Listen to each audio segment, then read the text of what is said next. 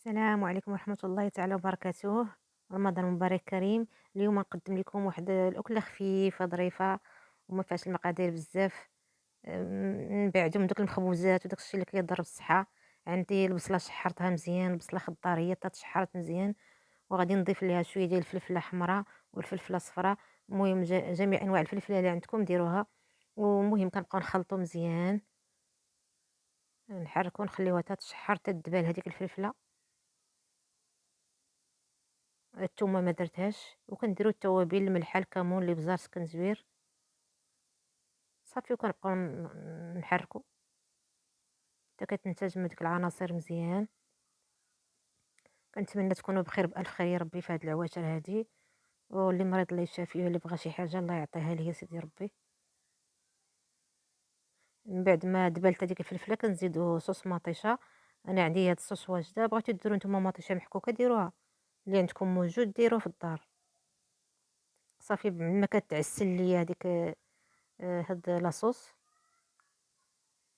غادي نضيف شديت أنا البطاطا قطعتها مكعبات وقليتها حتى كتحمر مزيان.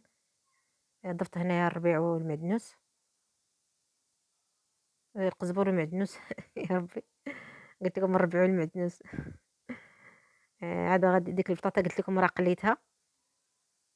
دابا كاينه بطاطا ديال الفريت، ها هي كتخليوها حتى كطيب مزيان، صافي كتضيفوها.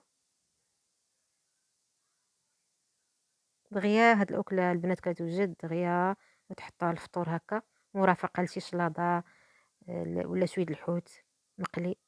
أنا درت معاها لانشوبة مقلية. صافي البنات من بعد غادي نضيف شوية ديال الماء، غير شوية، غير فين ما يطيب البيض غندير فيها البيض، غير شوية ماشي بزاف، تقريبا نص كاس ديال اتاي. صافي كنضيف ضفت انا غير جوج بيضات، بغيتو ديرو نتوما الا كنتو كتار ديرو 3 4. المهم درت غير جوج هادو بلديات. صافي غنقص عليها على مهل ونغطيها. ملي تبغيو تقدموها دردو عليها شوية ديال المعدنوس بحال هكا. وهي البنات كتجي لذيذة، غير جربوها، واعرة بزاف وسهلة الفطور، وكنتمنى لكم كل خير يا ربي وعشركم مبروكة.